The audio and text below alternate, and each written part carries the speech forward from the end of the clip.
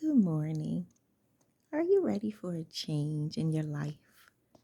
A lot of times we want things to change, but most times we have to be the change if we want to see a change.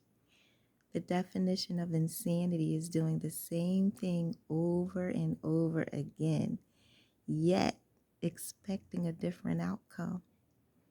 If you know that you want things to change, but you just don't know what it is that needs to change, let's pray this serenity prayer together. God, grant me the serenity to accept the things that I cannot change, the courage to change the things that I can, and the wisdom to know the difference.